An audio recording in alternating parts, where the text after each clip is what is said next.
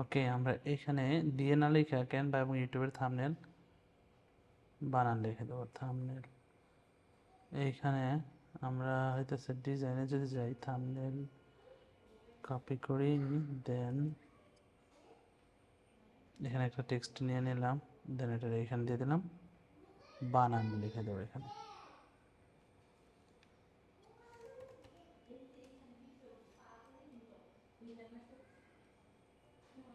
ওকে, দেন আমরা এখানে এখন আমি চাইলে এই যে থাম্বনেল গুলা কিন্তু আপনি সবসময় ছোট করে দেখবেন থাম্বনেল লেখাগুলো বোঝা যায় কিনা।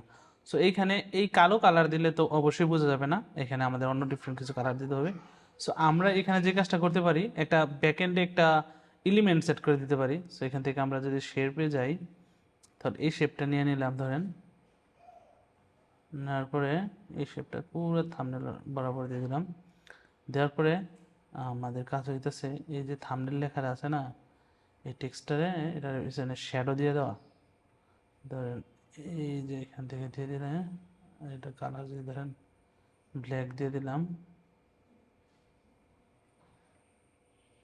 আর যে ব্যাকএন্ডে যে এটা আছে, আচ্ছা আমরা ব্যাকএন্ডটা সিলেক্ট করবো এখান থেকে পজিশনে যা, যদি একটু বড় করে নেই, পজিশনে যাইয়া দেন এটা সিলেক্ট করলাম। করার পরে এখানে কালার পেয়ে যাবেন আপনি অনেকগুলো কালার, যে কালারটা ভালো লাগে ওইটাই দেবেন। আমার কাছে মনে হইতেছে এটা দিলে বেটার হবে, এবং আমার যে টেক্সচারটা আছে না, এই টেক্সচার ইফেক্টটা একটু চেঞ্জ করে দিতে হবে, নন দিয়া। ওকে, সিম্পল দিলে চোখ দেখা যেতেছে। এবং এই বানান লেখাটারেও আমি একটা ইয়ে দিয়ে দিই, ইফেক্ট দিয়ে দিই। এখান থেকে ইফেক্ট দিয়ে যদি হোয়াইট করে দিই, it's looks good. Okay, so একদম সিম্পলি এবং জোস হয়েছে। আমি এখানে কী করবো, ইউটিউবের লোগোটার একটু অপাসিটি কমাই দেব, ক্যামেরাটা বেশি ব্রাইট করে দেব। সো এইটা হইতেছে বেসিক একটা ক্যানভা ডিজাইন। এখন কথা হচ্ছে এটার একটু প্রিমিয়াম কীভাবে করা যায় এটা আমি দেখাইতেছি। সো এইটা আমি সেভ করার জন্য ডিজাইন শেষে আপনি সেভ করবেন শেয়ারে যায়, এখান থেকে ডাউনলোডে ক্লিক করবেন, দেন এখানে পিএনজি ফাইল সিলেক্ট করতে হবে। আপনি চাইলে সাইজ বাড়াইতে পারেন, বাট ডিফল্ট যে সাইজটা আছে এটাই ইউটিউবের জন্য বেস্ট। তো আমরা এটাই ডাউনলোড করব। এটা একটা থাম্বনেল অলরেডি বানাই ফেলছি। এবার আমরা এটা আরেকটু এক্সট্রিমভাবে বানাবো, আর একটু প্রিমিয়াম করে ট্রাই করব। ওইটা কীভাবে করব ওইটা আমি দেখাইতেছি। সো এই পিকচারটা যেটা আছে এটা আমি কেটে দিলাম, এবং এখানে যে বাকি যা আছে সবই কেটে দিলাম। ওকে, এবং ব্যাকগ্রাউন্ডটা আমি কেটে দিলাম। সো প্রথমে আমরা যে পিকচারটা আগে ছিল ওই পিকচারটাই আবার নিতেছি। এই যে এখানে নিলাম, এটা ছিল না, এটা ছিল, এটা ছিল। ওকে, সো আমি এটা যেহেতু একটা বানাইছি আর একটা পিকচার এটা নিই। সো নেওয়ার পরে খেয়াল করেন উপরে এটা একটা ভিডিওর যেহেতু স্ক্রিনশট, এখানে উপরে কালো হয়ে আছে। সো এই উপরে কালো অংশগুলো আমি একটু শর্ট কর্প করে দিব। করার পরে এই পিকচারটার পুরো আমি ফ্রেমে ই করে দিব, ফিল আপ করে দেবো। তারপরে একটা জিনিস খেয়াল করেন যে আমি কিন্তু পিকচারটার মধ্যে একটু মিডলের একটু সাইড আছে। সো যদি থাম্বনেল বানাইতে যাই তাহলে আমার জন্য অনেক ভালো একটা স্পেস লাগবে, যেন আমি অনেক কিছু লিখতে পারি। আমার চ্যানেলের ভিডিওগুলো মূলত এইভাবেই বানানো থাম্বনেলগুলো।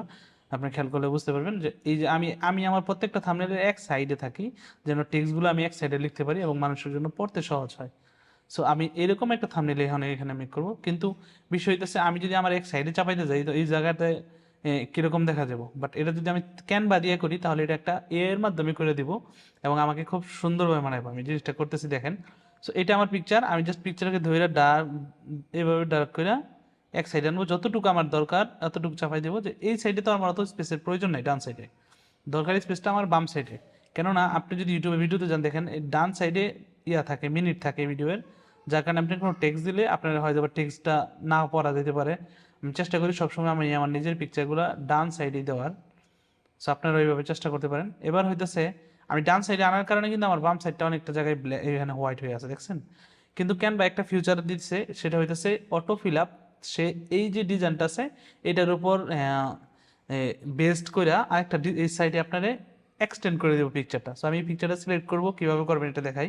সিলেক্ট করে এখানে এডিটে চলে যাব, যাওয়ার পরে এখানে ম্যাজিক এক্সপ্যান্ড এখানে ক্লিক করব। ক্লিক করার পরে হোল পিকচার দেওয়ার পরে কিন্তু আমার এতটুকু আসছে। তারপর এখানে ম্যাজিক এক্সপ্যান্ডে ক্লিক করব।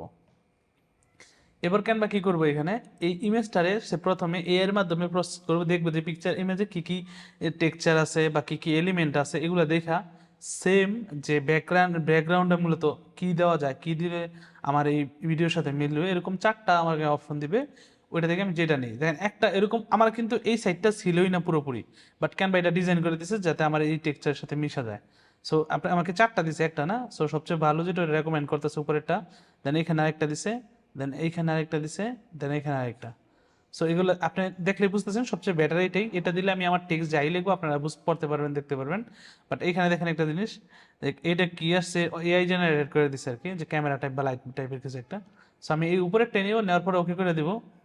তারপরে অলরেডি কিন্তু আমরা এখন যদি আমি একটু বামে চাপাই দিই পিকচারটা, তাহলে পুরোপুরি হয়ে যাব। সো এবার আমার কাজ হইতেছে পিকচারটাকে একটু ফিল্টার দিব যেন ফটোটাতে একটু কালার আসে, দেখতে একটু ভালো দেখা যায়। সো এখানে দুইটা আমি মাঝে মধ্যে ইউজ করি, এগুলো ইনসেন্টিভ অনেক কমাই দেওয়া লাগে, অনেক কমাই দিই তাহলে এনাফ। ওকে, এটা হইতেছিল একটা ফিচার, ওটা নিয়ে এখন আমি এখানে টেক্সটগুলো যেভাবে দেই সেটা হইতেছে আমি প্রথমে কোনো লোগো থাকলে লোগো দিই। ধরেন আপনি আমি ভিডিও মেক করি এখন বর্তমানে রেডট পে নিয়ে, রেডট পে সার্চ করি, দেন আমি এখানে ইমেজ সার্চ করি। সার্চ করার পরে এখানে দেখতে পারবো রেডট পের কার্ড আছে অনেকগুলো। সো আমরা এখান থেকে রেডট পের একটা কার্ড এটাতে সিলেক্ট করি। আমার ইন্টারনেট খুবই বাজে অবস্থা, পুরো বাংলাদেশ ইন্টারনেটের অবস্থা খুবই বাজে। আচ্ছা, আমি এখান থেকে জাস্ট রাইট বাটন ক্লিক করে কপি ইমেজ করে দিলাম, বড় হওয়ার প্রয়োজন নেই আপাতত। আপনারা একটু ওয়েট করবেন যেন ফুল ভিউ হওয়ার পরে পিকচারটা নিয়ে অ্যাডজাস্ট করবেন, তাহলে হাই কোয়ালিটি আসবে। সো আমি এখানে জাস্ট এইটা এনে পেস্ট করে দেবো কপি করা পিকচারটারে। দেখেন এখানে অলরেডি আইসা পড়ছে পিকচারটা। এখন এই পিকচারের দুই সাইডে যেহেতু একটা জেপিজি পিকচার, তাই দুই সাইডে হোয়াইট হয়ে আছে। আমি দুই সাইডটা কাটার জন্য এখানে রিমুভ ব্যাকগ্রাউন্ডে দিলে আমার দুই সাইড কট হয়ে যাবে অটোমেটিক। সে বুঝে যাবে যে এটা একটা কার্ড, এবং কার্ডের কোন অংশগুলো নেওয়া লাগে কোন অংশ নেওয়া লাগে না সে অটোমেটিক বুঝে গেছে। এবার আমার হইতেছে এটাকে আমি নিচে দিব এবং এটাকে একটা শ্যাডো দিয়ে দিব, এডিটে চলে যাবো, এখান থেকে শ্যাডোতে চলে যাব এবং গ্লোতে দিয়া এটাতে চাইলে আমি সাইজ বাড়াইতে পারি, কমাইতে পারি, এতটুকু দিলেই এনাফ। এবং এটাকে একটু বড় করে দেব। হ্যাঁ, এখন এখানে আমি বাংলা টেক্সট দিব। আমি এখানে একটা বাংলা টেক্সট দিয়ে দিতেছি যে ফ্রি কার্ড বা সামথিং লাইক দ্যাট, ধরুন ভিসা কার্ড, ভিসা কার্ড লিখে দিলাম। দেন আমি এখানে পেস্ট করে দিলাম। তারপরে এই লেখাটারে এখন এখন যে ইটা আছে টেক্সচারটা বা যে ফন্ট আছে এই ফন্টটা একটু সাদাসিধা, আমি চাইলে স্টাইলিশ ফন্টটা দিতে পারি। ওইটা করার জন্য এখানে যে ক্যানভাতে এখানে ফন্ট আছে, ফন্টে ক্লিক করার পর এখানে লিখতে হবে বেঙ্গলি, বেঙ্গলি, বেঙ্গলি লিখলে বাংলা যত আছে ফন্ট আছে সেগুলো এসে পড়বে। ওকে, এখানে বেঙ্গলি লিখতে হবে, বাংলা লিখলে কোনো ফন্ট আসবে না। সো লেখার পরে আপনি কোন টাইপের দিবেন, ধরেন আমি মূলত বেশিরভাগ এটা ইউজ করি, ভালো দেয় যে যেটা আছে এটাতে ক্লিক করলে আমি এটা ইউজ করি। অনেকেই এখানে অনেকগুলো আছে, যেমন 21-এর বাংলা, তারপরে আমার দেশ, এগুলো আমাদের বাংলাদেশের ফন্টের নাম, হেন্দ্রা, তারপরে আছে সোলাইমান লিপি আছে, এটা অনেক নাম করা, এবং সিয়াম রূপালীও নাম করা, মুক্তি, তারপর বনে,